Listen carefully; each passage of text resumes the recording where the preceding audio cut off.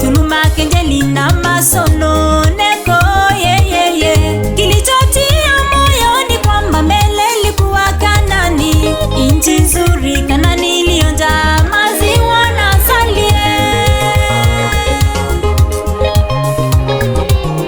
Ni vyema kufahamu kwamba mbele, mimi nimetambua mbele.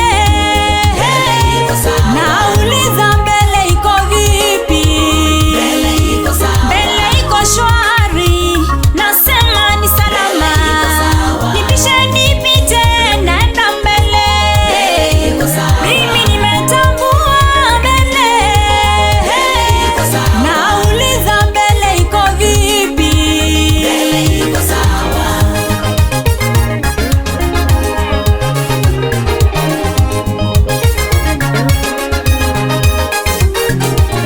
Safarini kulikuwa na kiu na njaa, lakini Mungu kawapa mana toka mbinguni na maji kutoka kwa mwamba, ili wasife jangwani.